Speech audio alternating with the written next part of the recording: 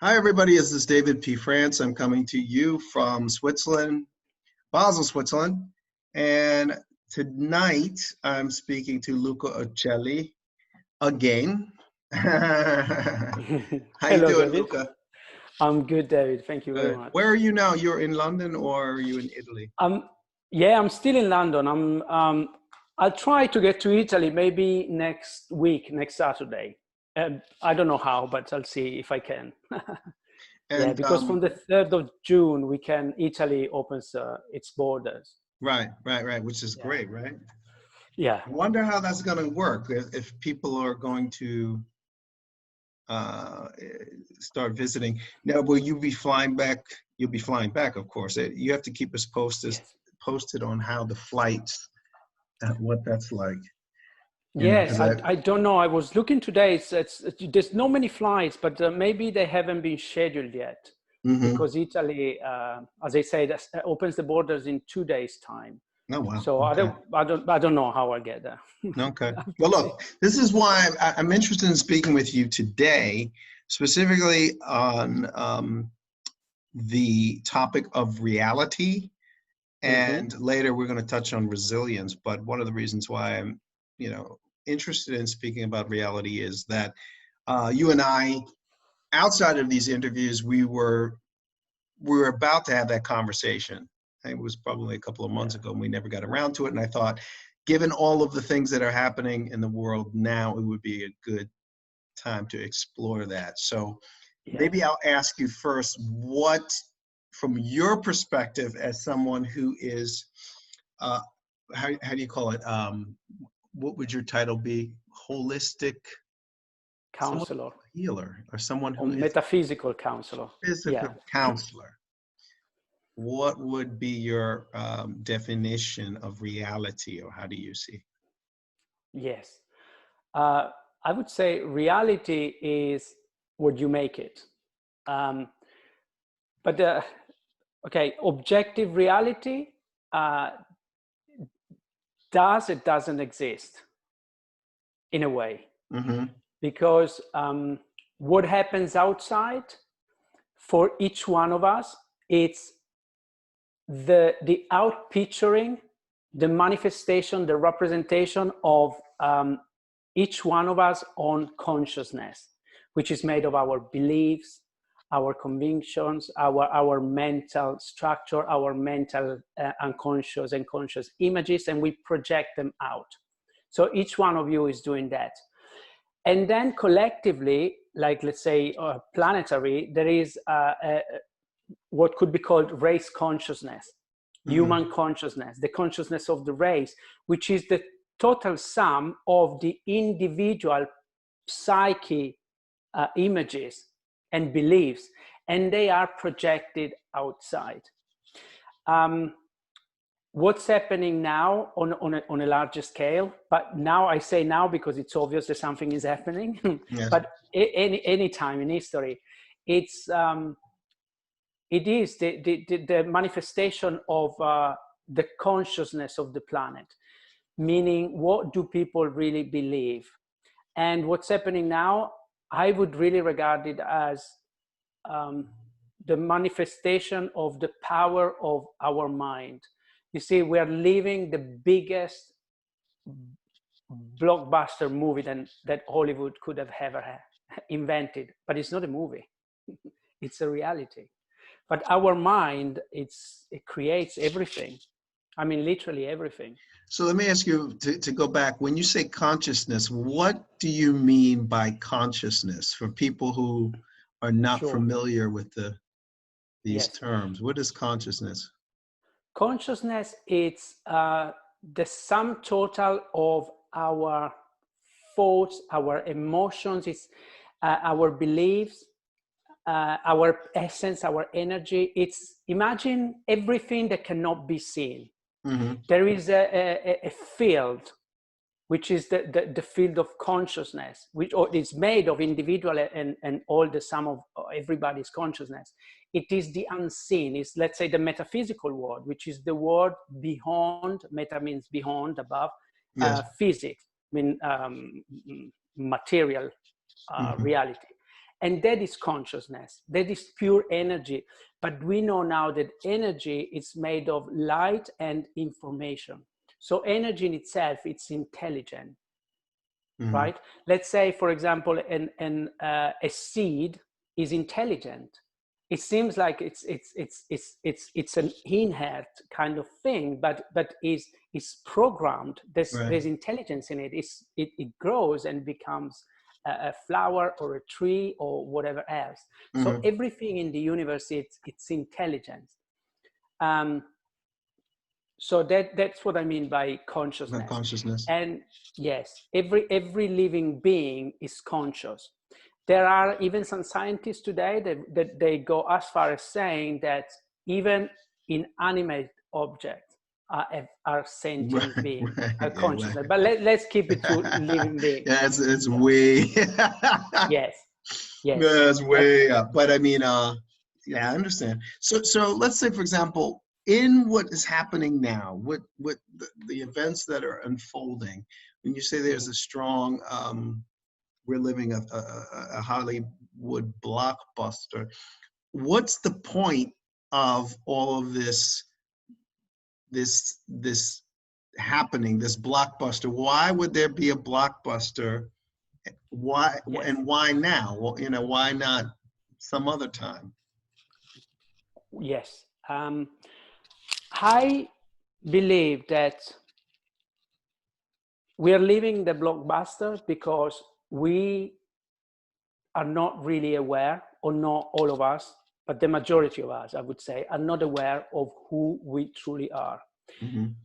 We believe we are physical beings, only human, and believing in duality. We believe that we are separate, and the belief in separation creates competitions, creates the belief in lack, in limitation, and there is still a strong belief on the planet about two universal opposite forces: the good, let's say some people call it God, Allah, whatever you want to call it, and negativity, let's call it the devil or whatever you want to call it, which is simply a story. It's an illusion. Negativity doesn't exist. But the mind is so powerful that if believes in negativity, you are going to war towards somebody, towards something, towards a virus, towards another race, towards whatever, because the mind is living a conflict. But the thing is that every conflict is created by ambiguity, by lack of clarity. And this belief, it's ambiguous because it's a universal untruth. Can I show you something that I've got here? Sure. This is all by chance. I've got it here, but I wasn't. I think it's perfect just to understand what I mean by duality. Okay, look at this. Right. Can you see this? Can you see the bar in the mirror in the middle? Yes. Okay. Here it's a light color, and this is dark color, right? No, it's the bar. Well, the bar, yes, exactly. The bar, right? It's light gray and dark gray. Yes. Okay. So let's say, for the sake of talking about what we're talking about, this is good and this is bad. Yes. This is right and this is wrong. Okay. Now, see what's happening when I do this. And everybody also that's watching this, they can say, this is right, this is light, and this is dark. Okay, but look what's happening now.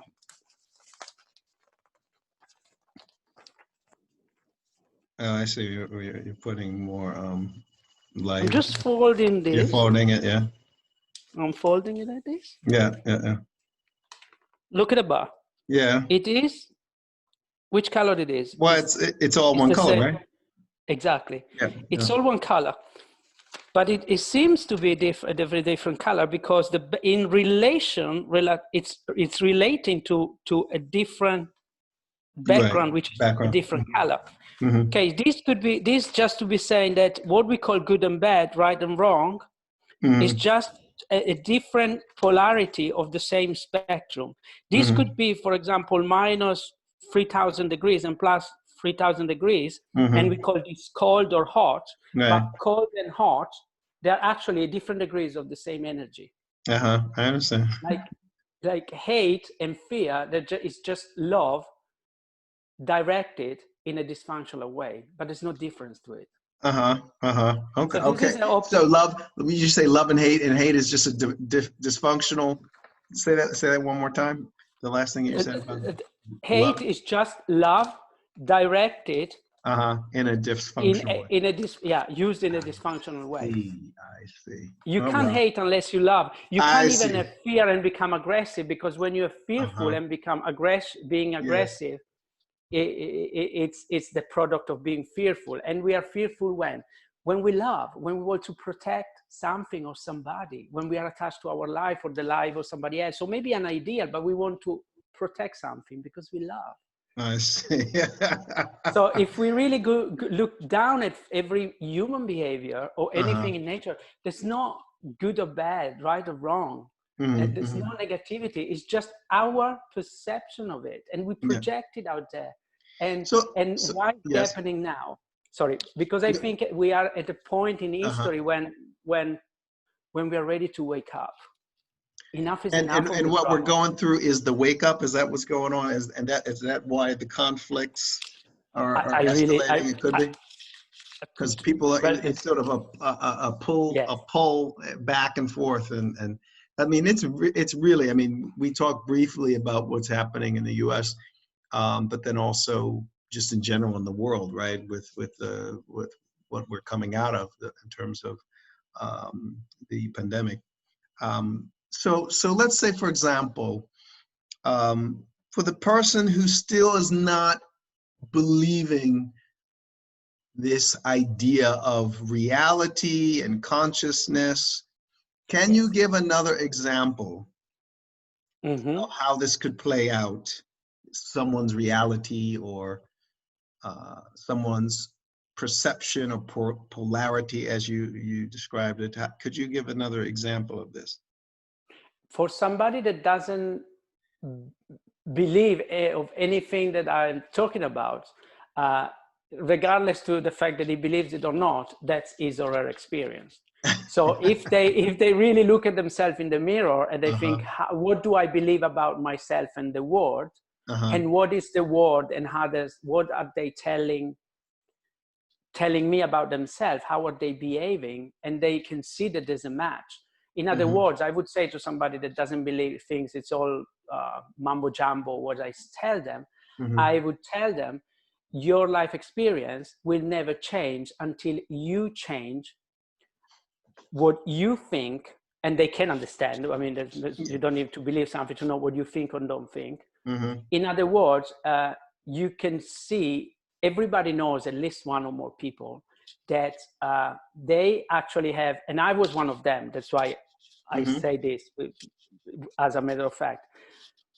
There are people that they have really life which are full of challenges and maybe accidents and arguments and so on and so forth. And these people, if you hear them, you can see straight away that they are creating it. Normally, they are the people that you ask them, how are you? And they start saying, oh, life is terrible. There's politicians that don't know what they're doing, and he shouldn't have done this, and my neighbor I can't standing, and my boss, and this and that. And like, okay.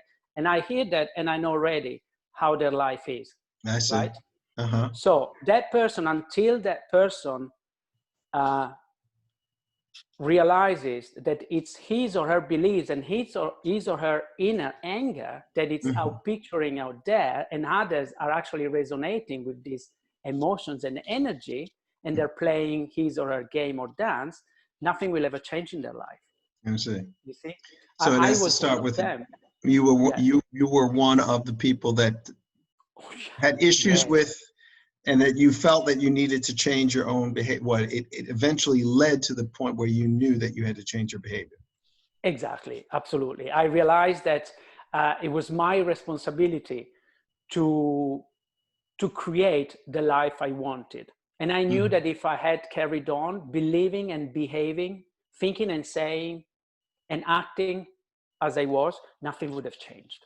In fact, now I think different Yes. thoughts, I feel different emotions, and my life is totally different.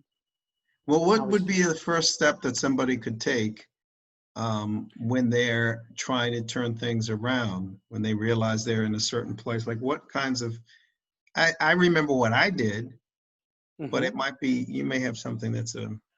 I would say before even doing anything, I think what is fundamental, consciously or unconsciously, it could happen, it's to acknowledge that as things are, we are not happy with anymore.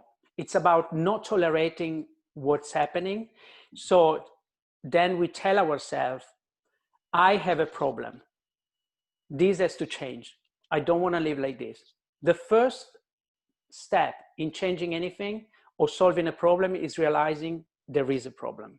But many people don't change and don't want to hear when we tell them this, because they're not ready for change and they don't think they're responsible for it. It's like somebody addicted to a substance or to alcohol. They could never be helped. It doesn't matter what you do for them until they admit and realize that they need help. So that's the first step. And then I would say, well, that's what I did, but it doesn't matter. It doesn't have to be done like that. But if you want to do it the easy way, it's to acknowledge that you don't have to have all the answers. You don't have to have the power to do everything that's needed, that there is actually a greater power. I like to call it life. Maybe even others can help you. And then you surrender in a way. You know you have a problem, you know you want to change, and you go, and you are trusting, you have faith in whatever is unfolding, and life really will guide you through.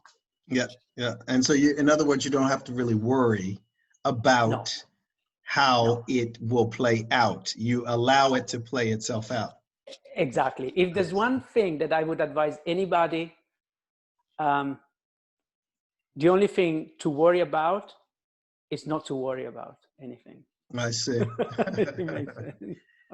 So in other words, I go, and I want to talk about the second topic with a second subject, which is resilience, right? So it's a lead-in. What I sense is what you've given us is a lead-in to resilience. Do you see resilience as a part of this process, or?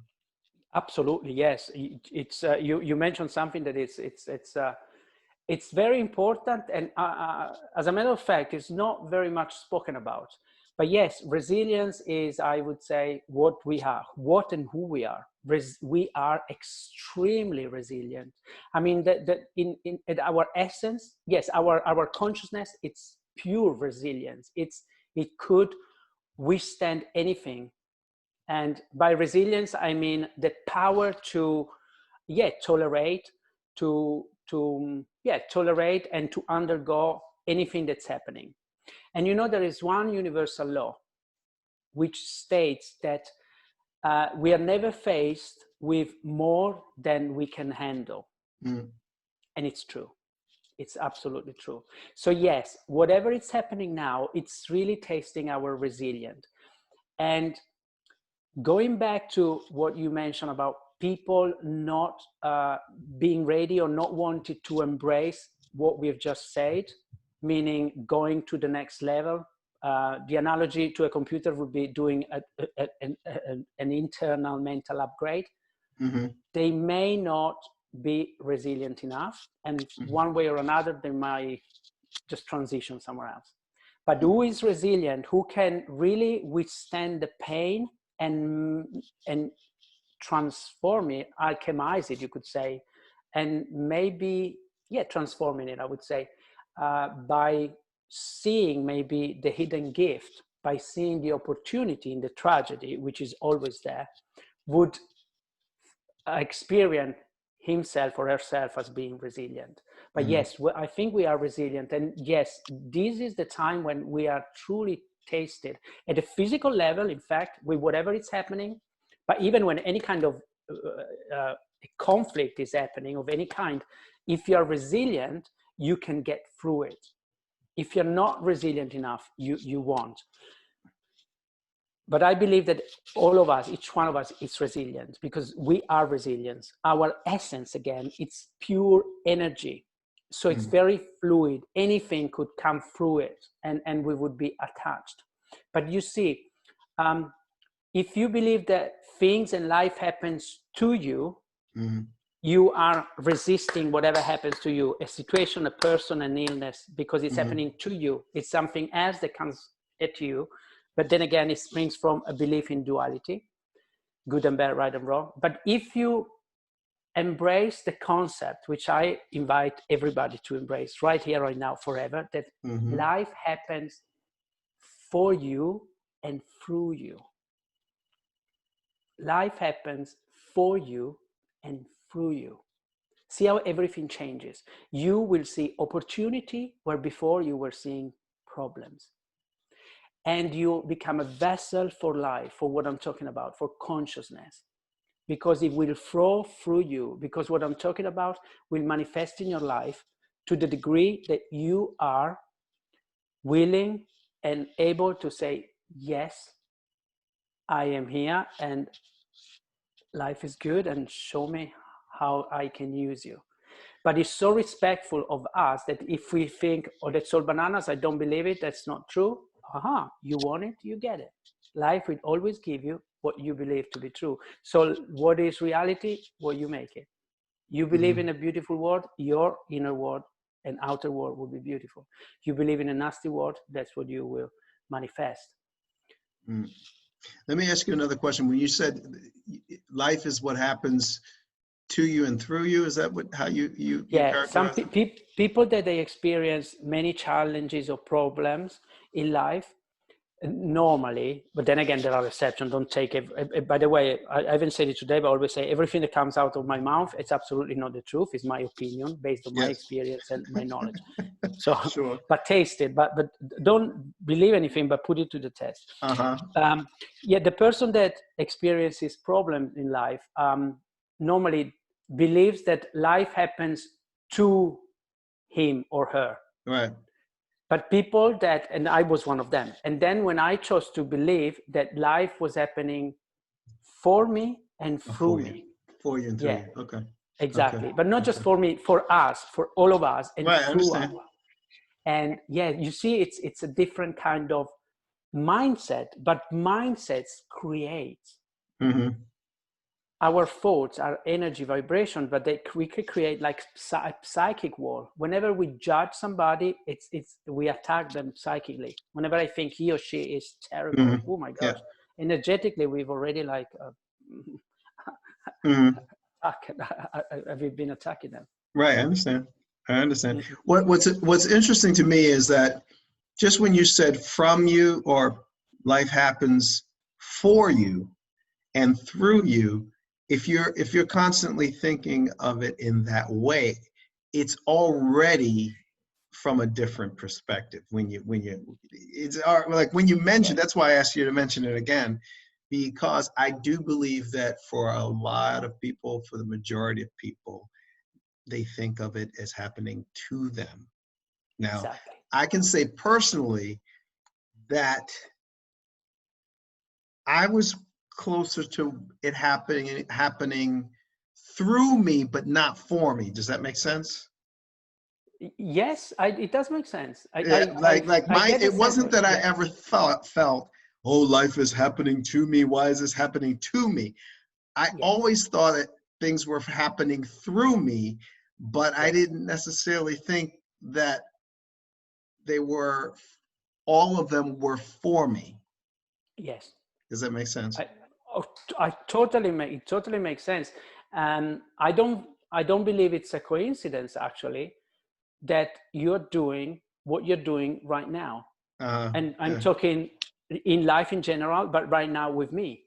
You are being a vessel. You are what you're doing. I mean, nobody's telling you, David, do this, but you are being a vessel through. I like to believe of this consciousness, and you are creating a platform here where people can spread their words, can communicate with a planetary audience through your Mm-hmm. videos. I mean, Yeah, wow, that is to me that is well, the proof of it. well, now I'm in a good space. Like, I'd say earlier on, it may not have felt good to do, right? Yeah. Because I was not, there may have been some competing belief patterns, beliefs that were preventing this from really sort of moving in the way that it is now. But, I'm glad that we're, here. And I'm glad I met you. I met this guy. I'm talking to the audience now. I think I only saw a video of yours or picture of yours. And even before that, a lot of people don't know. I don't know if you know this, but my first foreign language was Italian. And the only reason why I learned Italian was that it was offered in the school system that I was living in, because there were a lot of Italian Americans who had grandparents, and I think they put that in the curriculum. But what that ended up doing was the language actually allowed me to tap into the energy of the people. Yes. Right. So you're the first person that I've actually mentioned that to, but that's how I process language. I'll learn the language, or I will learn how to dance, or a particular dance. Right. So, and that will give me the information that I need to know about a group of people. Right. So I would think it was a way of trying to understand where I was, because we moved from Baltimore to New Jersey, right? I'm like, what's going on? What's going on? So that was one of the ways that I learned how to do that. But I wasn't really clear on it until, till now. And, it continues. So I'm going to leave it at that. Is there anything that you want to say before we close? We're going to be about 30 minutes. I'm not saying anything else. Otherwise, we open another window and we just go on and on and on. But no, I like to keep it as what we mentioned, and just again remind ourselves that if we like what we see in our life, great. It probably means that what we are thinking, what we are saying, what we're feeling, how we're acting, it's producing those results. So keep doing what you're doing. If you see something that you don't like, ask yourself, what is it that I could change in my inner world, meaning in my thinking, in my feeling? Easier said than done, I know, but it can be done. And then see what happens. Yes. Okay. Well, very good. We'll leave it at that. Thank you so much. Thank you very much. And, we will talk soon. Yeah. Enjoy yourself. Have a great evening. Thank you. We'll see you. Ciao. Bye, everyone.